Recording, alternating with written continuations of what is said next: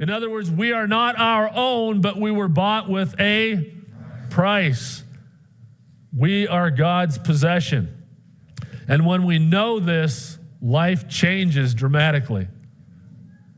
And there's yet one more thing the church must have the eyes of her heart enlightened to know. Look at verse 19 as we move forward. What is the immeasurable greatness of his power toward us who believe? Power. Power. Now, Paul, carried along by the Holy Spirit, went to great lengths in this one sentence to express some idea of God's power. Power itself is the Greek word dynamo. Sounds familiar, right? It's the word from which we get words like dynamite, which is named for its explosive power. And God's power, Paul says, is immeasurable in the greatness of its power.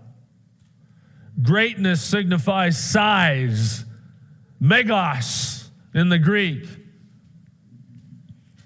Greatness, size. So the size and the scope of God's power is immeasurable. You can't put a tape to it. It cannot be calculated.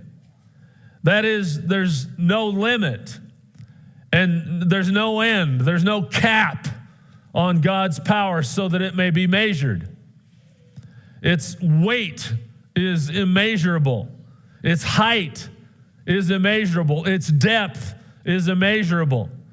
God's power and magnitude of his power is immeasurable. And the greatness of all of his immeasurable power has, watch this, has a direction. It has a direction. His power is, watch this in the text, is toward us who believe. Knowing what is the immeasurable greatness of his power toward us who believe is necessary to the church. The church, without knowing the power of God toward the church, is weak and miserable and sinful. And it's like the rest of the world, and it blends, and there's no difference. The eyes of the heart must be enlightened to see the immeasurable power of God toward us who believe, because above these other necessities for the church, the power of God toward us who believe is the most misunderstood and most misrepresented of all. Before we start, I need to say this. Simply put, the immeasurable greatness of his power toward us who believe is Jesus Christ. We don't want to miss that.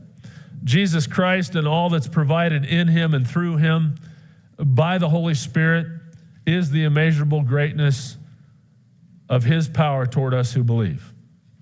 In other words, apart from Jesus Christ, there is no power toward us who believe. There is no power toward us who believe.